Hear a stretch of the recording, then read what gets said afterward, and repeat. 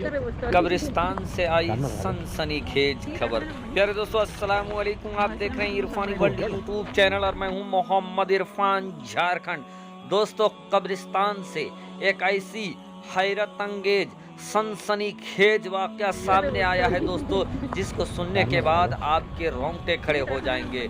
अल्लाह के कुदरत से अगर कोई खिलवाड़ करना चाहता है, अगर इस्लाम से जुड़ी चीज़ों की कोई तौहीन करना चाहता है, तो फिर रब तबारक व ताला का ऐसा अजाब उस पर नाजिल होता है कि वो दुनिया के लिए इबरत बन जाता है। एक सनसनीखेज वाकया दोस्तों कब्र का, जहां कब्र का मजाक उड़ाना एक भक्त को पड़ गया इस कदर महंगा कि जिंदा दफन होकर रह गया वो शख्स।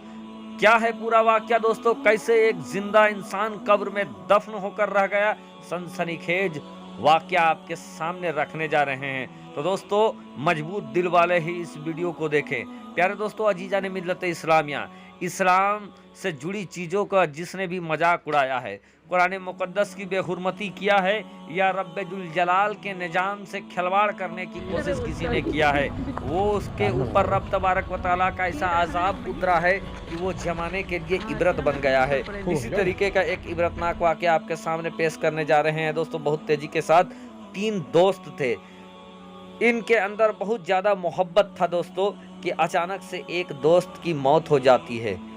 दुनिया चंद दिनों का बसेरा है, जो इस दुनिया में आता है उसको इस दुनिया को जाना पड़ता है, छोड़ना पड़ता है। कुल्लु नफ्सिन जायक़तुल मौत, अल्लाह तबारक व ताला की किताब में आपको मिल जाएगा। हर नफ्स को मौत का मजा चिखना है। प्यारे दोस्तों, जब एक दोस्त की मौत हो जाती है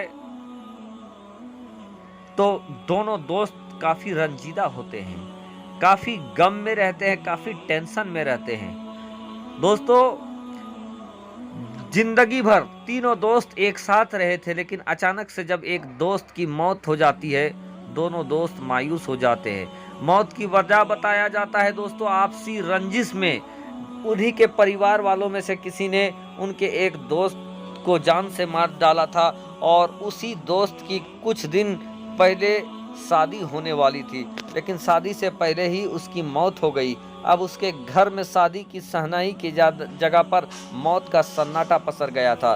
दोस्तों, जब एक दोस्त की मौत हुई तो उसके घर वालों ने उनके दोनों दोस्त से कहा कि जाओ आप कब्रिस्तान जाकर कब्र की तैयारी करो, कब्र खुदवाओ, इसकी नमाज जनाजा होगी, कब्र में दफन किया जाएगा। बहरकैफ 2 दोस्त कब्र खुदवाने चले जाते हैं। कब्र खुदवाने जब कब्रिस्तान जाते हैं तो वहाँ कब्र खोदने वाले से कहते हैं कि एक कब्र खोद दीजिए।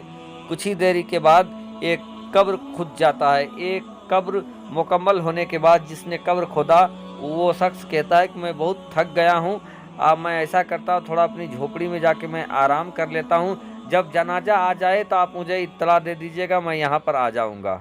अब वो शख्स वहाँ से चला जाता है। प्यारे दोस्तों, अब कब्रिस्तान के अंदर 2 दोस्त मौजूद थे। उनमें से एक दोस्त जो था काफ़ी शरारती था, उसका मिजाज में शरारती बचकाना हरकत करने वाला था। कब्र जब तैयार हो गई तो 2 दोस्तों में से एक दोस्त जिसका नाम रफ़ीक था, वो कब्र के सामने जाता है, और कब्र के सामने जैसे ही जाता कि अचानक से हड़बड़ा जाता है और उसके हाथ से उसका मोबाइल कब्र में गिर जाता है। जब मोबाइल कब्र के अंदर गिर जाता है तो वो काफ़ी डर जाता है। फिर अपने दूसरे दोस्त के सहारे से वो कब्र में उतरता है, अपने मोबाइल को उठाता है, मोबाइल में मट्टी वगैरह लग चुका था जिसको साफ़ करता है, और उसके बाद बाहर आ जाता है अपने दूसरे दोस्त के हाथ को पकड़कर। इधर कुछ देरी के बाद वो कहता है कि अभी हम लोगों के दोस्त के जनाजा को आने में देर है, तो ऐसा करते हैं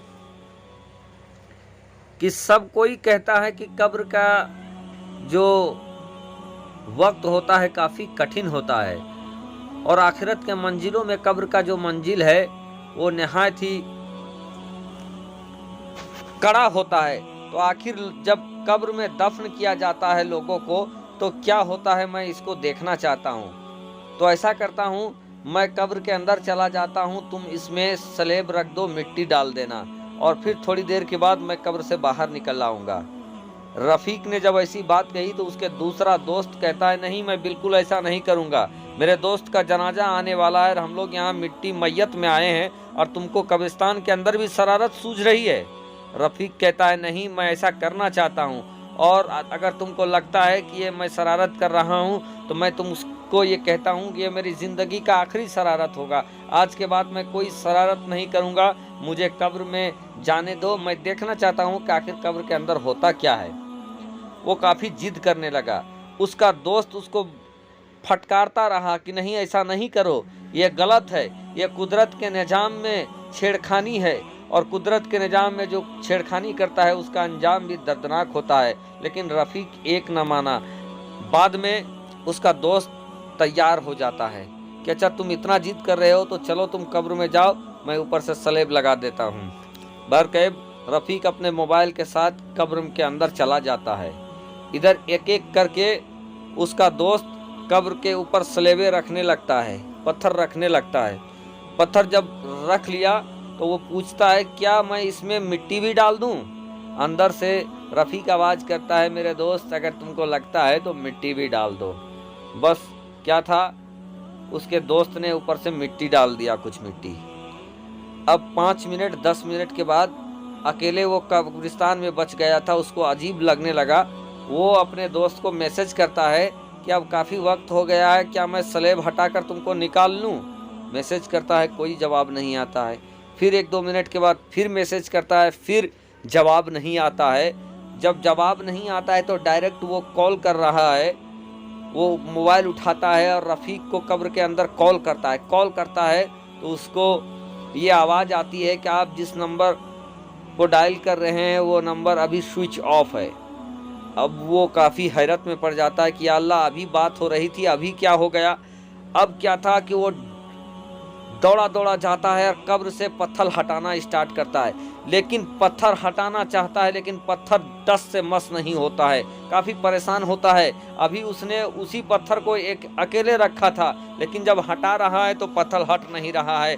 जब पत्थर नहीं हटा तो वो दौड़ा दौड़ा जाता है, कब्र खोदने वालों को बुला कर लाता है, उसको सारा मामला बता देता है। अब दोनों मिल के कब्र से पत्थर हटाने लगते हैं, लेकिन कब्र का पत्थर हट नहीं रहा है।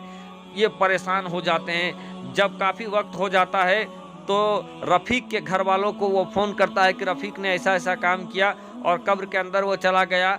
पत्थर हटा रहे हैं तो पत्थर हट नहीं रहा है। 10-20 लोग भी आते हैं, मिलकर पत्थर हटाना चाहते हैं, लेकिन पत्थर नहीं हटता है। इधर उनके दोस्त का जनाजा भी आ जाता है। जब जनाजा आता है तो दूसरी कब्र खोदकर उसको दफन किया जाता है। इधर लाख कोशिश किया जाता है, लेकिन रफ़ीक के कब्र से पत्थर नहीं हटता है और एक शख्स जिंदा दफन होकर रह जाता है।